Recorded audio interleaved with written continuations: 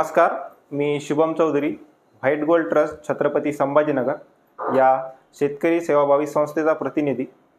आपण जी व्हिडिओ शृंखला चालवत आहोत ज्यामध्ये की आपण शेती निगडित विविध जोडधंदे ज्यामध्ये की कुक्कुटपालन, शेळीपालन, मत्स्य व्यवसाय या संदर्भात विविध विषयावरती सविस्तर मार्गदर्शन करत आहोत।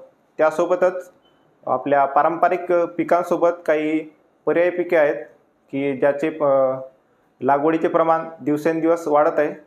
त्याच पिकामधील एक पीक म्हणजे चिया। तर आपण आजच्या या व्हिडिओमध्ये चिया पिकाविषयी सविस्तर माहिती जाणून घेणार आहोत। तर बरेच दिवसापासून बऱ्याच शेतकरी बांधवांकडून आम्हाला चिया पिकाच्या संपूर्ण मार्गदर्शन व व्यवस्थापनाविषयी बऱ्याच मोठ्या प्रमाणात मागणी केली जात होती। त्याच अनुषंगाने आम्ही बऱ्याच शेतकरी बांधवांना चिया पिकासंदर्भात भेटी दिल्या। त्यांच्या प्रत्यक्ष शेतावरती जाऊन आम्ही त्यांचे प्लॉट बघितले, त्यांच्याकडनं या पिकाविषयी सविस्तर माहिती घेतली, ज्यामध्ये की त्यांनी या पिकाची कशामुळे निवड केली, त्यांना या पिकामध्ये कोणत्या बाबी चांगल्या वाटल्या, त्यांनी या पिकाचे कशा पद्धतीने व्यवस्थापन केले, व्यवस्थापन करत असताना त्यांना कोणकोणत्या अडचणी आल्यात, त्यावरती त्यांनी कशा उपाययोजना केल्यात, या संदर्भात अगदी सखोल डिटेल माहिती आपण त्यांच्याकडनं घेतली आहे। त्या माहितीचा आपल्याला नक्कीच उपयोग होईल अशी आशा आहे। तर चिया पिकाविषयी आपण काही मुद्देसूद पद्धतीने माहिती जाणून घेणार आहोत, ज्यामध्ये की आधी आपण पिकाचा सविस्तर परिचय घेणार आहोत। त्यानंतर कोणत्याही पिकाच्या लागवडीसाठी आणि दर्जेदार उत्पादन घेण्यासाठी आपल्याला काही बारकावे वापरणे अतिशय महत्त्वाचे आहे, ज्यामध्ये की जमीन आणि हवामान, त्यानंतर पूर्व मशागत, त्यानंतर लागवडीचे विविध हंगाम, त्यापैकी चिया पिकासाठी कोणता हंगाम आपल्याला बेस्ट राहील, त्यानंतर वाणांची निवड, त्यानंतर बियाण्याचे प्रमाण, एकरी किती बियाणे वापरायचे, त्यानंतर बियाण्याला काही बीज प्रक्रिया आपल्याला करता येईल का त्या संदर्भात, त्यासोबतच लागवडीविषयी ज्यामध्ये की लागवडीच्या विविध पद्धती आहेत, त्यानंतर लागवडीचे विविध अंतर आहेत, त्याचा आपण सविस्तर माहिती घेऊ। त्यानंतर खत आणि पाणी व्यवस्थापन, प्रत्येक पिकामध्ये खत आणि पाण्याचे आपण जर योग्य पद्धतीने नियोजन केले तर आपण त्या पिकामधून जास्तीत जास्त उत्पादन घेऊ शकतो, त्या संदर्भात आपण माहिती घेणार आहोत। सोबतच अंतरमशागतीच्या विविध पद्धती जाणून घेणार आहोत। त्यासोबत या पिकावरती जर काही कीड रोग येत असतील त्या संदर्भात माहिती घेऊ। त्यानंतर तण नियंत्रण हा खूप महत्त्वाचा मुद्दा आहे, कारण पीक कोणती असो त्याच्यामध्ये तणांचा प्रादुर्भाव झालेला आपल्याला आढळून येतो। तर या पिकामध्ये आपण कशा पद्धतीने तण नियंत्रण करू शकतो त्या संदर्भात माहिती घेऊ। सोबत काढणी आणि विक्री, पिकाची काढणीपासून ते विक्रीपर्यंत, ज्यामध्ये की बाजारभाव असेल, या पिकाचे मार्केट कुठे, आपण विक्री कुठे करू शकतो, आपल्याला जास्तीत जास्त आणि कमीत कमी या पिकाचे बाजारभाव काय भेटतील त्या संदर्भात आपण सविस्तर माहिती घेणार आहोत। सोबतच या पिकामध्ये शेतकऱ्यांना आलेल्या विविध अडचणी, या पिकाचे संभाव्य धोके किंवा या पिकाविषयी काय माहिती आणि काय गोष्टी आपण जाणून घेणे आवश्यक आहे या पिकाच्या लागवडीपूर्वी, त्या संदर्भात पण आपण सविस्तर माहिती घेऊ। तर जसे की आपण बरेच वर्षापासून आपली पारंपरिक पिके घेतो, ज्यामध्ये की खरीपमध्ये आपले कापूस, सोयाबीन, तूर यासारखी मुख्य पिके असतील। त्यानंतर रब्बी पिकामध्ये गहू, हरभरा, ज्वारी यासारखी अनेक पिके आहेत। मात्र गेल्या अनेक दिवसांपासून किंवा अनेक वर्षांपासून वातावरणामध्ये होणारे विविध बदल, त्यानंतर कीड रोगांची वाढती प्रतिकारशक्ती आणि आपल्याला उत्पादनावरती वाढणारा दिवसेंदिवस खर्च, त्या तुलनेमध्ये आपल्याला मिळणारे उत्पादन हे दिवसेंदिवस कमी होत चालले आहेत। तर या आपल्या प्रमुख पिकांसोबतच आपल्याला काही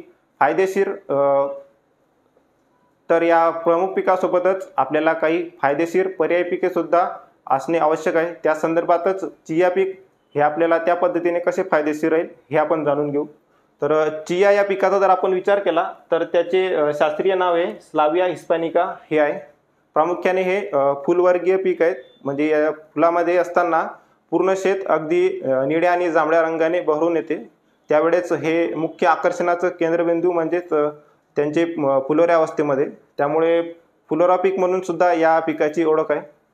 त्यानंतर हे पीक जे आहे ते मूळतः त्याच्या बियाण्यासाठी, ह्या पिकाचे जे आहे मूळ त्याच्या बियाण्यासाठी याची लागवड केली जाते। त्याच्या बियाण्याचा वापर आपल्या दैनंदिन आहारामध्ये बऱ्याच मोठ्या प्रमाणात दिवसेंदिवस वाढत आहे, त्याच्यामुळे या पिकाची मागणीसुद्धा मोठ्या प्रमाणामध्ये वाढत आहे। सुरुवातीचा जर या पिकाविषयी आपण विचार केला लागवडीसाठी, तर कर्नाटकामध्ये बऱ्याच शेतकऱ्यांनी सुरुवातीला या पिकाची लागवड केली. त्यानंतर UP असेल, त्यानंतर मध्य प्रदेश असेल, या काही प्रदेशामध्ये सुद्धा शेतकऱ्यांनी हळूहळू या पिकाची लागवड करायला सुरुवात केली. त्यामध्येच मध्य प्रदेशमधील मंदसौर आणि नीमच जिल्ह्यामध्ये मोठ्या प्रमाणात शेतकरी या पिकाची लागवड करतात. त्याचमुळे इथे नीमच म्हणून जे ठिकाण आहे, या जागी मोठी बाजारपेठ सुद्धा या चिया बियाण्याची आपल्याला उपलब्ध आहे, जेथे की आपण खरेदी विक्रीसाठी मोठी बाजारपेठ या ठिकाणी आपल्याला उपलब्ध आहे. या पिकामधील आर्थिक नफा आणि या पिकासाठी उत्पादनावरती लागणारा खर्च या तुलनेचा विचार जर केला, तर उत्पादनावरती लागणारा खर्च हा अतिशय कमी आणि त्यापासून मिळणारे उत्पादन हे अधिक आणि बाजारभाव सुद्धा त्या तुलनेने मोठ्या प्रमाणात भेटतात. त्यामुळे बरेच शेतकरी या पिकाची निवड करत आहेत. चिया पिकाचा जर आपण विचार केला, तर याला सल्बा किंवा सब्जा देखील म्हणतात. ज्याप्रमाणे सब्जाचे बियाणे असते आपण बऱ्याच खाद्यपदार्थामध्ये वापरतो, अगदी त्याच पद्धतीने याचे सुद्धा बियाणे आहेत. अगदी दिसायला सारखे, फक्त रंगाला थोडे वेगळे असतात. तर ही फुलवर्गीय वनस्पती आहे, जे की पुदिना कुटुंबातील वनस्पतीमध्ये मोडते. सुरुवातीला या पिकाचा जो उगम आहे किंवा सुरुवातीला हे पीक जे आहे ते मेक्सिको आणि ग्वाटेमाला येथे आढळले. त्यानंतर तेथील पठारी भागामध्ये या पिकाचे मोठ्या प्रमाणावरती उत्पादन घेतले जाते. बाजारातील मागणी ओळखता बऱ्याच देशामध्ये त्याची मोठ्या प्रमाणावरती लागवडीला सुरुवात झाली, ज्यामध्ये की अर्जेंटिना, ऑस्ट्रेलिया, बेल्विया, पेरू आणि युनायटेड स्टेट या अशा अनेक देशांमध्ये या चिया पिकाची मोठ्या प्रमाणावरती शेतकऱ्यांकडून लागवड केल्या जाते आणि उत्पादन सुद्धा त्या तुलनेमध्ये मोठ्या प्रमाणात घेतले जाते. तर हे मूळतः भारतीय पीक नसल्यामुळे बऱ्याच शेतकऱ्यांना या पिकाविषयी सविस्तर माहिती नाही. त्यामुळे बरेच शेतकऱ्यांना या पिकासंदर्भात ओळख सुद्धा नाही. त्यामुळे भारतामध्ये या पिकाची अगदी कमी क्षेत्रावरती सध्या लागवड आहे, पण हळूहळू त्या क्षेत्रामध्ये दिवसेंदिवस वाढ होत आहे. चिया पिकाचा जर आपण खाद्य म्हणून जर उपयोग बघितला, तर याला जगामध्ये सुपरफूड म्हणून ओळखले जाते. ज्याचे कारण की चिया बियाण्यामध्ये मोठ्या प्रमाणावरती अन्न घटक आपल्याला पाहायला मिळतात, जे की इतर कोणत्याही धान्यापेक्षा चियामध्ये मोठ्या प्रमाणात आढळून येतात. ज्यामध्ये अनेक प्रकारची पोषकदृष्ट्या चिया हे अल्फा लिनोलिन ॲसिटिक ॲसिड याने समृद्ध आहे. त्यासोबतच चियामध्ये मोठ्या प्रमाणात ओमेगा 3 फॅटी ॲसिड, जे की आपल्याला फारच कमी पदार्थामधून मिळते. त्याचे सर्वात मोठे स्रोत चिया बियाणे आहेत. त्यानंतर आहारामधील प्रथिने असतील, त्यानंतर कॅल्शियम, लोह, फायबर, मॅग्नेशियम, जस्त याचे सुद्धा मोठ्या प्रमाणावरती आपल्याला आढळतात. आणि सोबतच अँटीऑक्सिडंटचे प्रमाणसुद्धा चिया बियाण्यामध्ये अगदी मोठ्या प्रमाणात आहे. त्याच्यामुळे याचा दैनंदिन आहारामध्ये वापर दिवसेंदिवस वाढत आहे. चिया बियाण्याचा जर पौष्टिक मूल्य जर आपण बघितलं, तर जवळपास 30 ते 40 ग्राम चिया बियाण्यापासून आपल्याला कॅलरी म्हणजेच ऊर्जा 131 कॅलरीज मिळतात. त्यासोबतच चरबीचे प्रमाण जे की 8.4% इतके आहे, ज्यामध्ये की आपल्याला फायदेशीर जे म्हणजे ओमेगा 3 फॅटी ॲसिड या स्वरूपामध्ये मिळते. त्यानंतर कार्बोहायड्रेट्सचे प्रमाण 3.7 ग्रॅम, त्यानंतर फायबरचे प्रमाण 7.2 ग्रॅम, त्यानंतर प्रोटीन म्हणजेच प्रथिनांचे प्रमाण 5.6 ग्रॅम, त्यानंतर साखर 0 प्रमाणात त्यामध्ये आढळते. त्यानंतर चियाच्या वनस्पतीचा जर आपण विचार केला, तर चियाच्या पिकाची वाढ साधारणतः 3 ते 5 फुटापर्यंत होते. अगदी भारी जमीन असेल, पोषक वातावरण असेल, तर अगदी 5 फुटापेक्षाही चियाच्या झाडाची वाढ आपल्याला झालेली आढळून येते. त्यानंतर दिसायला जवळपास सुरुवातीचा जर 1 ते 1.5 महिन्याचा आपण कालावधीचा विचार केला, तर त्या दरम्यान जवळपास चिया पिकासारखीच आपल्याला त्याचा पानाचा आकार किंवा वाढीच्या अवस्थेमध्ये आपल्याला दिसून येते. त्यानंतर त्याला जे बियाणे लागतात ते मंजिऱ्यामध्ये लागतात. ज्याप्रमाणे आपल्या तुळस पिकाला मंजिऱ्या येतात, त्याच पद्धतीने या पिकाला पण मंजिऱ्या येतात. फक्त आकारामध्ये विषमता असते. याच्या मंजिऱ्याचा आकार तुळसच्या मंजिऱ्यापेक्षा आकाराने खूप मोठ्या असतात. त्याला मंजिऱ्याला सुरुवातीला जांभळी आणि निळी फुले लागतात. त्यानंतर त्यामध्ये हळूहळू बियाणे निर्माण व्हायला सुरुवात होते. त्यानंतर आपण जर याच्या बियाण्याचा साईजचा जर विचार केला, तर अगदी छोट्या आकाराचे बियाणे असते, ज्याची साईज की 0.04 इंच इतके, अगदी आपल्या मोहरीच्या बियापेक्षाही थोडे छोटे पण अंडाकृती या पद्धतीचे चियाचे बियाणे आपल्याला आढळून येते. त्याचा रंगाचा जर आपण विचार केला, तर काळे, तपकिरी आणि राखाडी रंगाचे चियाचे बियाणे मिश्र असे आढळून येते। आणि चिया बियाणे जर आपण पाण्यामध्ये भिजत घातले तर ते पाणी शोषण करतात आणि त्याच्या सभोवताली मोलॅसिस जेल तयार होतो, ज्याच्यामुळे की चिया बियाणे मोठ्या प्रमाणात फुलतात। तर चित्रामध्ये आपण बघू शकतो हे चियाचे बियाणे, ज्याच्यामध्ये विविध रंगछटा असलेले बियाणे एकत्रित आहे। जर आपण जवळून बियाणे बघितले तर त्याच्यावरती असे विविध प्रकारच्या रंगछटा आहेत, ज्यामध्ये काही काळसर, काही पांढरे, काही तपकिरी असे डाग पडलेले चियाचे बियाणे आहेत। आणि हे फुलोरा अवस्थेमधून ते दाना भरण्याच्या अवस्थेदरम्यानचा हा चिया पिकाचा फोटो आहे। चिया पिकाचा जर विचार केला तर ही मूळतः वाळवंटीय वनस्पती आहे, त्यामुळे फारशा जास्त प्रमाणात पाण्याची या पिकाला आवश्यकता भासत नाही। परंतु जर जमीन चांगली असेल आणि पाण्याचे योग्य व्यवस्थापन जर केले तर या पिकापासून आपण भरपूर उत्पादन घेऊ शकतो। आणि या पिकासाठी वाढीच्या अवस्थेमध्ये जास्तीत जास्त सूर्यप्रकाश आपल्याला गरजेचा आहे या पिकाच्या वाढीसाठी, जेणेकरून पिकाचा सर्वांगीण विकास चांगला होईल आणि यापासून आपण उत्पादन पण चांगले मिळेल। आणि यासोबतच चिया पिकाचा जर आपण विचार केला तर कीड आणि रोगास अतिशय प्रतिकारक्षम हे पीक आहे, त्यामुळे कुठल्याही मोठ्या किडीचा किंवा रोगाचा या पिकावरती प्रादुर्भाव सध्या तरी आढळून आलेला आपल्याला जाणवत नाही। चिया पिकाचा जर खाद्य दृष्टिकोनातून आपण जर विचार केला तर अनेक खाद्यपदार्थामध्ये चियाचा वापर दिवसेंदिवस वाढत आहे, ज्यामध्ये की सॅलड्समध्ये, त्यासोबत सँडविच, गरम किंवा थंड पेय असतील, त्यानंतर तृणधान्य पेय किंवा दह्यासोबत आपण चियाचा वापर करू शकतात। तसेच बेक केलेल्या विविध खाद्यपदार्थामध्ये चियाचा वापर केलेला आढळून येतो। त्यानंतर कोशिंबीर बिया आपण पाण्यामध्ये भिजवून डायरेक्टली याचा वापर करू शकतो। त्यासोबत दुधामध्ये किंवा दुग्धजन्य जे पदार्थ असतात त्यासोबत सुद्धा चिया बियाण्याचा वापर आपण दैनंदिन जीवनामध्ये करू शकतो। दैनंदिन जीवनामध्ये चियाचा वापर केल्यामुळे आपल्याला अनेक शारीरिक आजारांपासून सुद्धा बचाव होऊ शकतो, किंवा ज्या मंडळींना शारीरिकदृष्ट्या अक्षम आहेत त्यांना काही हृदयविकार किंवा कर्करोग किंवा पक्षीघात यासारखे जर आजार असतील तर या आजारामध्ये सुद्धा चियाचा वापर अतिशय फायदेशीर दिसून येतो। तर या पद्धतीने अनेक खाद्यपदार्थांमधून आपण चियाचा वापर करू शकतो। जसं की ते दाखवलंय, आपण जर चिया बियाणे एक 15 ते 20 मिनिटापर्यंत जरी पाण्यामध्ये भिजवून ठेवले तरी मोठ्या प्रमाणात पाण्याचे अवशोषण होऊन चिया बियाणे फुलतात आणि त्यांच्या सभोवताली मोलॅसिस जेल तयार होतो। हे डायरेक्ट सुद्धा आपण खाण्यामध्ये वापरू शकतो, किंवा सांगितल्याप्रमाणे विविध खाद्यपदार्थ असतील, पेय पदार्थ असतील, यामध्ये सुद्धा चिया बियाण्याचा वापर आपण करू शकतो। तर चिया बियाण्याचे आपल्याला उत्पादन घ्यायचे तर त्यासाठी पुढील महत्त्वाचा मुद्दा आहे तो म्हणजे जमिनीची निवड।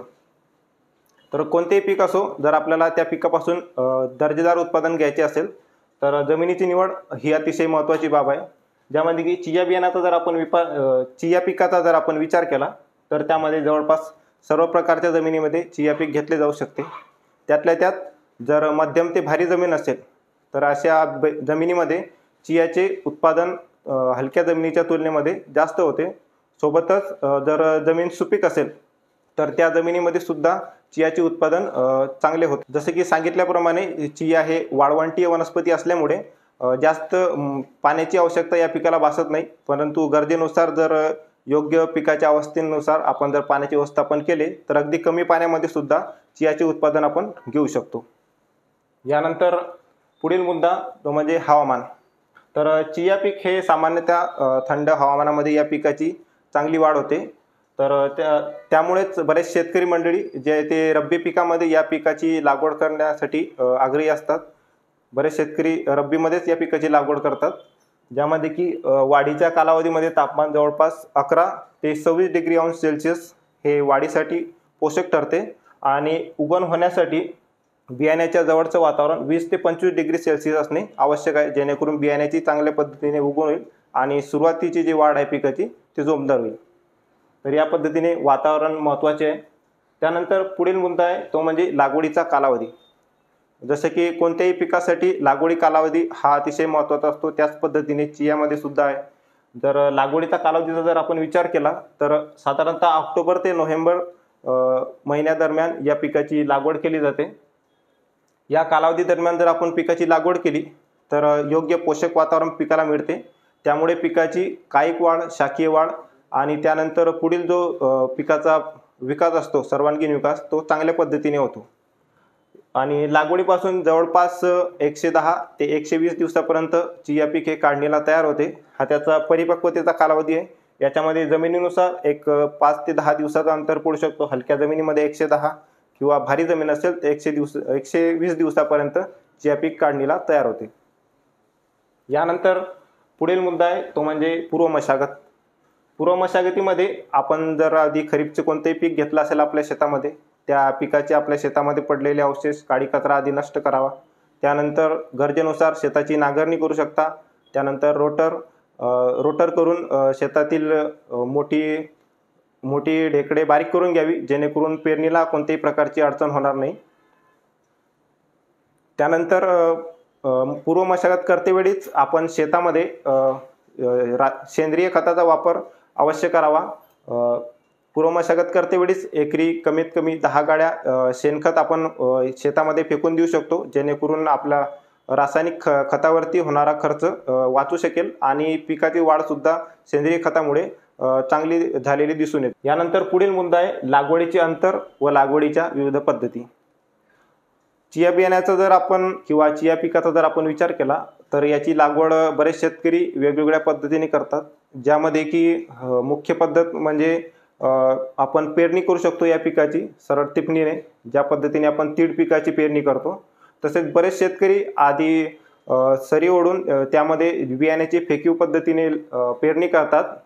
मात्र त्यामध्ये काही अडचणी निर्माण होतात, जेणेकरून आपल्या उत्पादन खर्च वाढतो. मुख्य अडचण त्यामध्ये आपण अंतर्मशागत करू शकत नाही. बियाणे आपण जर फेकणी पद्धतीने पेरणी केली तर त्याच्यामध्ये अंतर्मशागत करताना आपल्याला अडचणी निर्माण होतात आणि त्यासोबतच तणांचा सुद्धा योग्य पद्धतीने बंदोबस्त आपल्याला करता येत नाही. तर त्यामध्ये तिसरी पद्धत एक आहे, ज्यामध्ये की आपले कांदा बियाणे पेरणी यंत्राने सुद्धा बरेच शेतकरी याची लागवड करतात. कारण बियाणे अतिशय नाजूक असल्यामुळे जर आपण याची खोल पेरणी केली तर बियाणे उगवून येत नाही.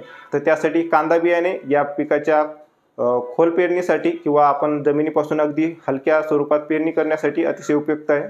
तर कांदा बियाणे जे आहे ते आपण अतिशय दोन ओळीमधील अंतर अतिशय कमी ठेवतो. मात्र चिया बियाण्यासाठी आपल्याला त्यामध्ये काही ॲडजस्टमेंट करावे लागतील, जेणेकरून 2 ओळीमध्ये आणि 2 रोपामध्ये योग्य अंतर राखलं जाईल.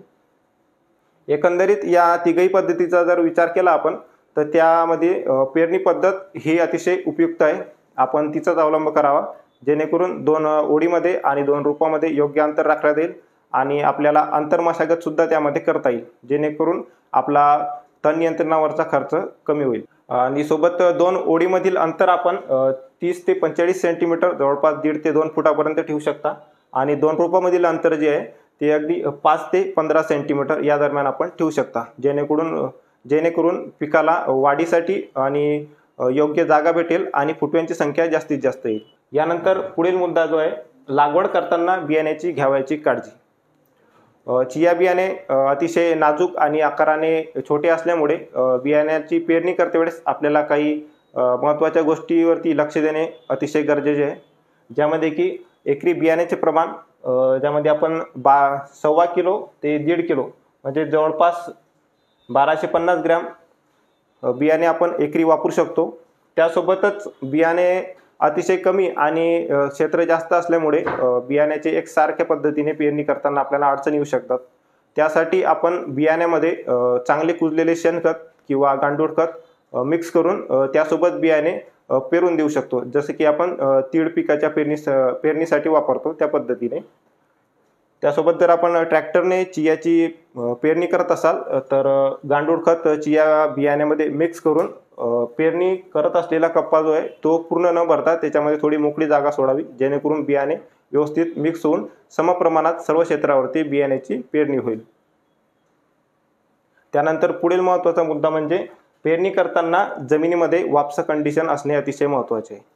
कोणत्याही पिकाच्या उगवणीसाठी त्याला ओलाव्याची किंवा योग्य मात्रेमध्ये ओलाव्याची आवश्यकता असते. तर त्यासाठी जमीन ही वापसा कंडिशनमध्ये असणे आवश्यक आहे. त्यासोबतच जास्त किंवा कमी पाणी असल्यास उगवण होत नाही.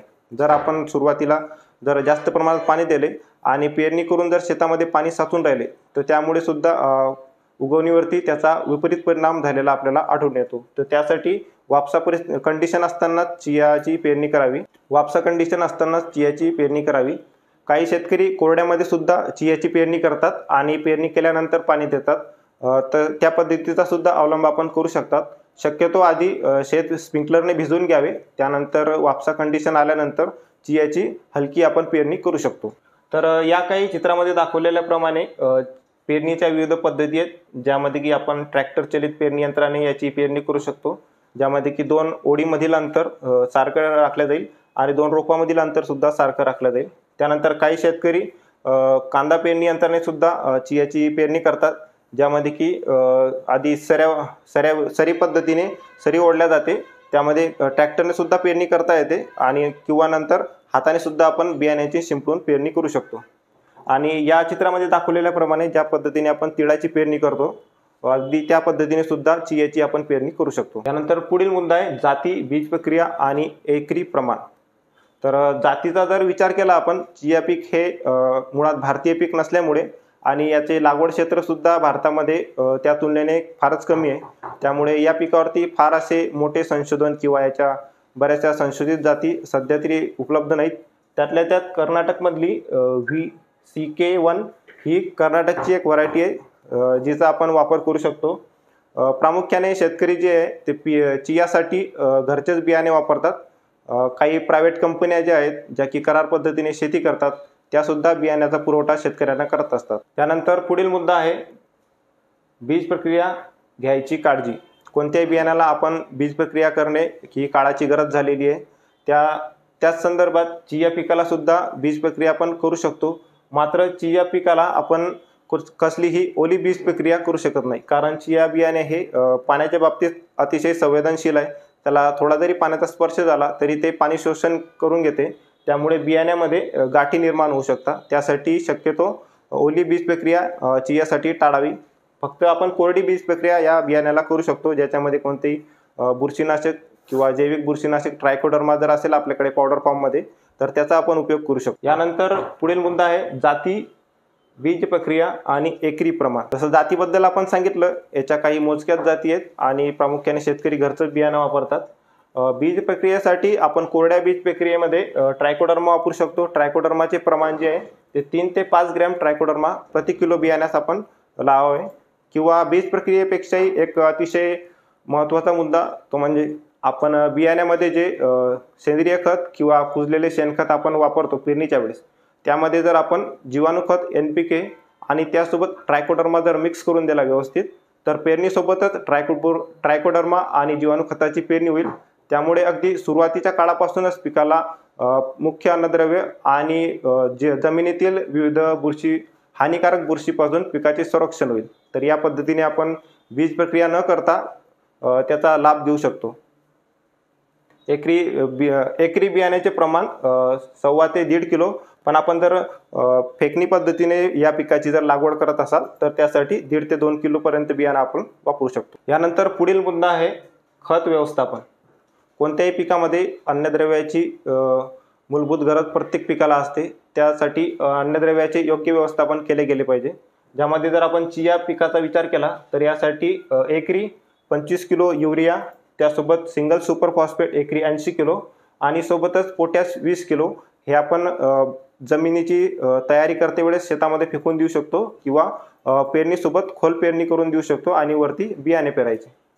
त्यासोबतच जसं सांगितल्याप्रमाणे जीवाणू खताचा आपण आपल्या कोणत्याही पिकामध्ये शेतामध्ये अवश्य वापर करावा, ज्यामध्ये की नत्र मिळवून देणारे, त्यानंतर स्फुरद विरघळणारे आणि पालाश उपलब्ध करून देणारे जीवाणू हे मुख्य आहेत. यानंतर पुढील मुद्दा तो म्हणजे तण नियंत्रण. तर पीक कोणतीही असो, तणाचा प्रादुर्भाव आपल्याला सगळ्याच पिकामध्ये आढळून येतो. त्याचप्रमाणे चिया पिकामध्ये सुद्धा सुरुवातीला आपल्याला तण उगवून आलेलं जाणवेल. चिया हे नवीन पीक असल्यामुळे यावरती सध्या तरी कुठल्याही प्रकारच्या तणनाशकाची सध्या तरी शिफारस नाही. त्यामुळे तण नियंत्रणासाठी आपल्या ज्या परंपरागत पद्धती आहेत, ज्यामध्ये की डवरणी, कोळपणी किंवा खुरपणी आपण करू शकतो. सुरुवातीचा जर वाढीचा 1 ते 1.5 महिन्याचा कालावधीचा आपण जर विचार केला, या दरम्यान जर आपण तणांचे योग्य पद्धतीने नियंत्रण केले आणि नंतर जर पीक वाढीच्या अवस्थेला सुरुवात झाली तर त्यानंतर तणाचा आपल्या शेतामध्ये जास्त उद्रेक आपल्याला आढळत नाही किंवा तणांची वाढ नंतर होत नाही. तण नियंत्रणासाठी सुरुवातीला शेताची चांगली मशागत करणे महत्त्वाचे आहे. जेणेकरून आधीच्या पिकाचे कोणतेही बियाणे किंवा गवताचे बियाणे असतील तर ते नष्ट होईल. त्यानंतर पिकाची चांगली उगवण झाल्यानंतर एखाद 2 खुरपणी आपण करू शकता आणि योग्य वेळेस एखादी डवरणी करू शकता. त्यानंतर खुरपणी करते वेळेस एक महत्त्वाची गोष्ट म्हणजे आपण खुरपणीसोबत विरळणीसुद्धा करून घ्यावी, जेणेकरून एकरी योग्य झाड संख्या आपल्याला राखता येईल. त्यामुळे प्रत्येक झाडाला वाढण्यासाठी योग्य जागा भेटेल आणि पिकाची सर्वांगीण वाढ योग्य पद्धतीने होईल.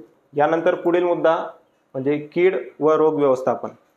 बहुतांश जर आपण चिया पिकाचा जर विचार केला तर यामध्ये कुठल्याही मोठ्या प्रकारची कीड सध्या तरी आढळून आली नाही, ज्यामुळे की आपल्याला प्रत्यक्ष उत्पादनावरती ज्याचा मोठ्या प्रमाणात फरक जाणवेल अशी कोणत्याही प्रकारची कीड किंवा रोग या पिकावरती सध्या तरी येत नाही. त्याचमुळेच बऱ्याच शेतकऱ्यांची या पिकाकडे ओढ आहे, कारण या पिकाला फवारणी खर्च अगदी नगण्य म्हणजे नसल्यासारखाच लागतो. तर त्यातल्या त्यात जर आपण विचार केला तर या पिकावरती बहुतांश कोणतीही कीड आकर्षित होत नाही किंवा येत नाही. त्यानंतर या पिकाचं एक वैशिष्ट्य म्हणजे या पिकाच्या पानांचा विशिष्ट प्रकारचा गंध येत असतो, त्यामुळे कोणतीही कीड याच्यावरती आकर्षित होत नाही. सोबतच काही जंगली किंवा पाळीव प्राण्यांचा सुद्धा कसल्याच प्रकारचा या पिकाला त्रास नाही, कारण पानांचा विशिष्ट प्रकारचा गंध येत असल्यामुळे कोणतेही जनावर या पिकाकडे खाद्य म्हणून बघत नाही किंवा गंध येत असल्यामुळे आकर्षित होत नाही. तरी कीड रोगामध्ये सुरुवातीला काही प्रमाणात मावा, तुडतुडे किंवा रस शोषक कीड किंवा पाने खाणारी अळी ही जर आपल्याला जाणवली तर त्यासाठी सुरुवातीला जैविक आणि नंतर रासायनिक कीटकनाशकाचे पर्याय आपल्याला उपलब्ध आहे. त्यानुसार आपण त्यांचे योग्य पद्धतीने व्यवस्थापन करू शकता. तर हे झालं कीड आणि रोगासंदर्भात. पुढील मुद्दा जो आहे तो म्हणजे फवारणी व्यवस्थापन. जरी काही कमी प्रमाणात कीड रोग या पिकावरती आढळून येत असले तरी पिकाच्या वाढीच्या अवस्थेनुसार जर आपण काही फवारण्या या पिकावरती घेतल्या तर याचा प्रत्यक्ष परिणाम हा आपल्याला पिकाच्या उत्पादनावरती आढळून येतो. तर फवारणी व्यवस्थापनामध्ये वाढीच्या अवस्थेनुसार काही फवारण्या आपण सांगितलेल्या आहे. जसं की वाढीचा कालावधी सुरुवातीला 20 दिवसादरम्यान जर पिकावरती कसल्याही रस शोषक किडीचा प्रादुर्भाव असेल तर त्यासाठी कीटकनाशक वापरू शकता, ज्यामध्ये की रिहान्स म्हणजेच थायमेथॉक्झाम 30% FS फॉर्म्युलेशन असलेले कीटकनाशक. त्यासोबत पिकाच्या सुरुवातीच्या जोमदार वाढीसाठी पिकामध्ये हिरवेपणा टिकून राहावा आणि पिकाची चांगल्या पद्धतीने वाढ व्हावी यासाठी रिफ्रेश 40 ml सोबत बॅलन्स न्यूट्रिशन पिकाला मिळावं यासाठी 19-19 75 ते 100 ग्रॅम वापरू शकतो. त्यानंतर दुसरी फवारणी ही 40 दिवसादरम्यान पिकाच्या फुटव्यांसाठी जर कीड वगैरे जर असेल पिकावरती तर सोबत आपण कीटकनाशक वापरू शकतो रेंज.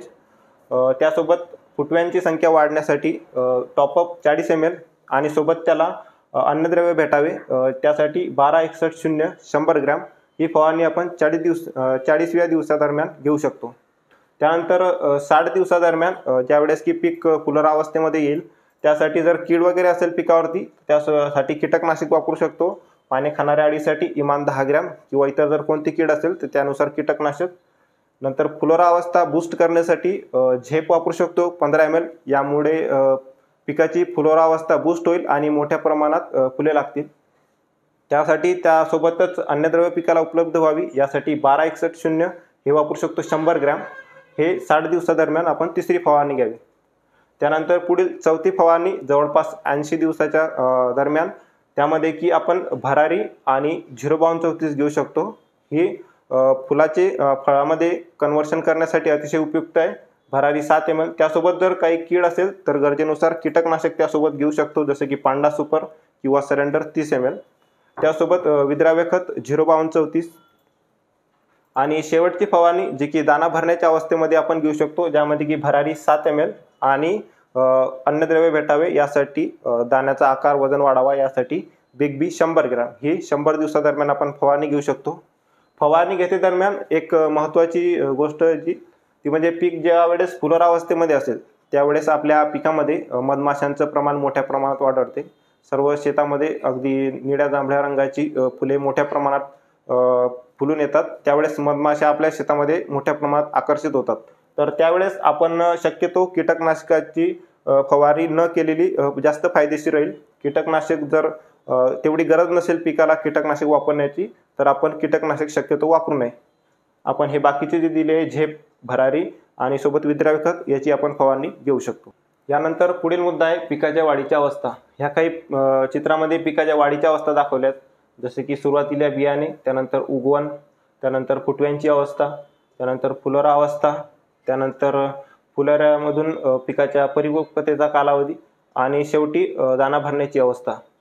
जर चिया पिकाला जर योग्य वाढायला योग्य जागा भेटली तर मोठ्या प्रमाणात पिकाची फुटवे होतात आणि कमी बियाणं जरी आपण एकरी वापरलं तरी आपल्याला भरपूर उत्पादन आपण चिया पिकापासून घेऊ शकतो.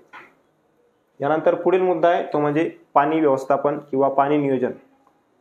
कोणत्याही पिकाप्रमाणे त्या पिकाला जर वाढीच्या अवस्थेमध्ये पाण्याचे नियमित व्यवस्थापन जर आपण केले तर आपल्याला उत्पादनामध्ये भरीव वाढ झालेली दिसून येते. त्याच पद्धतीने या पिकाला जास्त पाण्याची आवश्यकता नाही, मात्र गरजेनुसार जर आपण पाण्याचे व्यवस्थापन केले तर आपल्या उत्पादनामध्ये भरीव वाढ आपल्याला दिसून येईल. सुरुवातीला जमिनीची मशागत करून जमीन भिजवून घ्यावी. ज्यावेळेस आपण पेरणी करू त्याआधी जमीन भिजवून घ्यावी. त्यानंतर पेरणी करून सुरुवातीला हलके पाणी द्यावे, जेणेकरून पिकाची एकसमान उगवण होईल. त्यानंतर गरजेनुसार पुढील पाणी जे आहे ते 8 ते 15 दिवसाच्या अंतराने जमिनीनुसार आपण पाण्याचे नियोजन करू शकतो. हलकी जमीन असेल तर अशा परिस्थितीमध्ये जास्त पाण्याच्या पाळ्या पिकाला लागू शकतात. जर जमीन भारी असेल तर अशा जमिनीमध्ये कमी पाण्याच्या पाळ्यामध्ये आपण उत्पादन घेऊ शकतो. तर जवळपास 10 ते 15 दिवसाच्या अंतराने आपण या पिकाला पाणी द्यावे. 10 ते 15 दिवसाच्या अंतराने या पिकाला पाणी द्यावे. त्यानंतर अतिशय महत्त्वाचा मुद्दा म्हणजे पिकाच्या दाणा भरण्याच्या अवस्थेमध्ये पिकाला पाण्याचा ताण पडणार नाही याची आपण काळजी घ्यावी. शेवटचे आपण पट पाणी देऊ शकतो, जेणेकरून बऱ्याच दिवसापर्यंत जमिनीमध्ये ओलावा टिकून राहील आणि दाणा भरण्याच्या अवस्थेमध्ये पिकाला कसल्याही पाण्याचा ताण पडणार नाही याची काळजी घ्यावी. त्यानंतर पुढील मुद्दा आहे काढणी व्यवस्थापन. जवळपास या पिकाचा कालावधीचा जर आपण विचार केला तर 110 ते 120 दिवसापर्यंत हे पीक काढणीला तयार होते. 110 ते 120 दिवसादरम्यान पिकाची पाने सुकतात, मंजुऱ्या पण सुकतात, पानगळ होते मोठ्या प्रमाणावरती. त्यावेळेस पीक कापणीसाठी तयार झाले असे समजून पिकाची आपण कापणी करावी. त्यानंतर पीक एका जागी सुकू द्यावे. त्यानंतर मळणी यंत्राने या पिकाची आपण काढणी करू शकतो. बियाणे अतिशय नाजूक आणि आकाराने छोटे असल्यामुळे मळणी यंत्राचा वेग जो आहे तो काढणीच्या वेळेस कमी ठेवावा, जेणेकरून बियाणे आपले हवेद्वारे याच्या भुसामध्ये उडणार नाही याची आपण काढणी करते वेळेस काळजी घेणे अत्यंत आवश्यक आहे. काढणी केल्यानंतर बियाण्याची योग्य जागी आपण साठवणूक करावी, जेणेकरून बियाणे आपले बरेच वेळ टिकून राहील. जोपर्यंत आपण याला बाजारामध्ये घेऊन जात नाही तोपर्यंत बियाण्याच्या साठवणुकीची व्यवस्था आपण केली पाहिजे. तर यानंतर पुढील मुद्दा आहे तो म्हणजे विक्री आणि मार्केटचा जर आपण विचार केला तर चिया बियाण्यासाठी मध्य प्रदेशमधील नीमच हे सर्वात मोठे मार्केट आहे, ज्यामध्ये चिया बियाण्याची मोठ्या प्रमाणात खरेदी आणि विक्री होत असते. त्यासोबतच बऱ्याच काही करार पद्धतीने शेती करणाऱ्या कंपन्या आहेत, ज्या की शेतकऱ्यांकडून मोठ्या प्रमाणात चियाची खरेदी करत असतात. त्यासोबतच बरेच व्यापारी मंडळीसुद्धा आहेत, कारण आता दिवसेंदिवस चियाची लागवड क्षेत्र वाढत आहे आणि बाजारपेठेमध्ये मागणीसुद्धा बऱ्याच प्रमाणात आहे. त्यामुळे बरेच स्थानिक व्यापारीसुद्धा चियाच्या बियाण्याची खरेदी करायला सुरुवात केली आहे. आपण त्यांच्यासोबत संपर्क करून या पिकाची विक्री करू शकतात. त्यासोबतच आपल्याला जर एखाद्या करार पद्धतीने शेती करणाऱ्या कंपनीसोबत जर आपण जोडून या पिकाची शेती केली तर अगदी लागवडीपासून बियाण्याचा पुरवठा, त्यानंतर त्यासोबत लागणारी या पिकाची व्यवस्थापन आपल्याला कंपनीच्या माध्यमातून पुरवले जाते आणि एका विशिष्ट ठराविक भावानुसार बियाण्याची खरेदीसुद्धा त्या कंपन्या आपल्याकडनं करतात. तर असल्या कंपनीसोबत आपण जोडून सुद्धा चियाची शेती करू शकतात. फक्त त्यामध्ये काही गोष्टींवरती लक्ष देणे आवश्यक आहे, ज्यामध्ये की काही त्या कंपनीच्या नियम व अटी असतील तर ते आपण व्यवस्थित समजावून घेणे महत्त्वाचे आहे. त्यानंतर भावाविषयी फिक्स रेटनुसार सुद्धा बऱ्याच कंपनी चियाची खरेदी करतात आणि काही बाजारभावानुसार खरेदी करतात. तर या गोष्टीची आपण व्यवस्थित पडताळणी करूनच या असल्या कंपनीसोबत करार पद्धतीने शेती करावी. त्यानंतर आहे या पिकाचे बाजारभावाचा जर विचार केला तर पुढील मुद्दा आहे बाजारभाव. बाजारभावाचा जर आपण विचार केला तर यासाठी 15,000 ते 35,000 रुपयापर्यंत बाजारभाव चिया बियाण्याला बाजारामध्ये उपलब्ध आहे. बाजारभाव हे विविध गोष्टींवरती अवलंबून असतात. याचा मागणी आणि पुरवठा बाजारपेठेमध्ये चिया बियाण्याची ज्यावेळेस जास्त मागणी असेल आणि पुरवठा कमी असेल त्यावेळेस अगदी 35,000 रुपयापर्यंत सुद्धा चियाचे भाव गेलेले दिसून येतात. त्यानंतर जर पुरवठा जास्त असेल आणि मागणी कमी असेल तर कमीत कमी जवळपास 15,000 रुपयापर्यंत आपल्याला चियासाठी बाजारभाव भेटू शकतात. किंवा जर आपण जर उत्पादित केलेला माल हा जास्त असेल किंवा आपण गट शेती करत असाल, बरेच शेतकरी मंडळी सोबत जुळून जर आपण मोठ्या प्रमाणावरती चियाची शेती केली तर आपण स्वतःची पॅकेजिंग करून सुद्धा आपला शेतमाल हा विकू शकतात किंवा मोठ्या कंपनीसोबत जुळून त्यांना सुद्धा बल्कमध्ये आपला शेतमाल विक्री करू शकतात. त्यानंतर पुढील महत्त्वाचा मुद्दा जो म्हणजे या पिकाच्या उत्पादनासाठी आपल्याला लागणारा खर्च म्हणजेच उत्पादन खर्च आणि नफ्याचे काय गणित आहे ते आपण समजावून घेऊ. या पिकाच्या खर्चाचा जर आपण एकंदरीत विचार केला तर लागवडीपासून ते काढणीपर्यंत जवळपास 20 ते 25,000 रुपये इतका एकूण खर्च येतो. ज्यामध्ये की आपण निव्वळ नफा जर बघितला एकरी तर 1 ते 1.5 लाख रुपयापर्यंत एकरी नफा आपल्याला राहू शकतो. तर उत्पादन खर्च जो आहे तो वेगवेगळ्या गोष्टीवरती अवलंबून आहे, ज्यामध्ये की जमिनीची मशागत, त्यानंतर बियाण्याची किंमत, त्यानंतर बियाण्याची पेरणी, खत आणि अन्नद्रव्य व्यवस्थापन, त्यासोबत तण नियंत्रण आणि अंतर्मशागतीसाठी लागणारा खर्च, त्यानंतर फवारणी व्यवस्थापन आणि कापणी आणि मळणीसाठी येणारा खर्च. तर या खर्चाचे आपण गणित केलेले आहे, ज्यामध्ये की जमिनीची मशागत करण्यासाठी जवळपास 3,000 रुपये, त्यानंतर बियाण्याची किंमत एकरी 1,000 रुपये, त्यानंतर खत आणि व्यवस्थापनावरचा खर्च, त्यानंतर खत आणि अन्नद्रव्य यावरती येणारा खर्च 3,000 रुपये, तण नियंत्रण आणि अंतर्मशागतीसाठी 5,000 रुपये, फवारणी व्यवस्थापनावरती जवळपास 3,000 रुपये आणि कापणी व मळणी यासाठी येणारा 5,000 रुपये, असा एकंदरीत एक 20 ते 25,000 रुपये उत्पादन खर्च चिया पिकासाठी आपल्याला एकरी करावा लागू शकतो. यानंतर बघूया चिया शेतीमधील काही आव्हाने.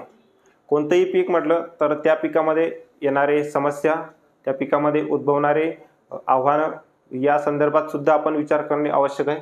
त्याच पद्धतीने शेतमालाची विक्री हा कोणत्याही पिकामध्ये अतिशय महत्त्वाचा मुद्दा आहे. बाकीच्या आपल्या पिकांना सर्व छोट्या आणि मोठ्या स्तरावरती बाजारपेठ उपलब्ध आहे, मात्र चिया हे नवीन पीक असल्यामुळे बऱ्याच ठिकाणी याचे मार्केट उपलब्ध नसल्यामुळे आपल्याला या पिकाच्या विक्रीसाठी अडचणी निर्माण होऊ शकतात.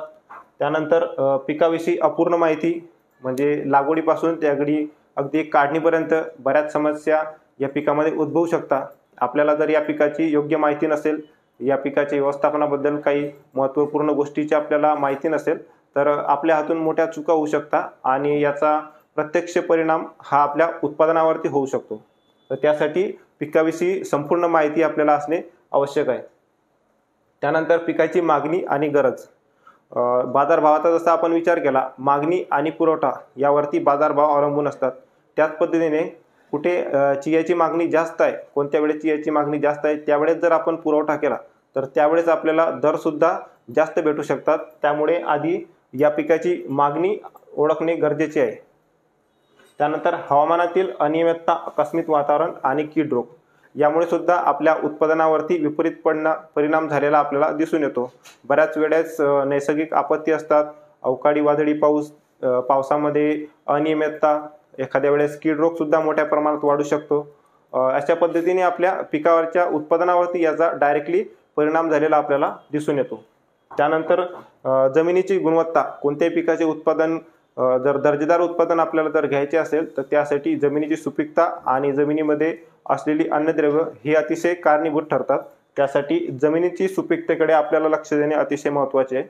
त्यानंतर कापणी काढणीनुसार पिकाची नियमित निगा राखणे.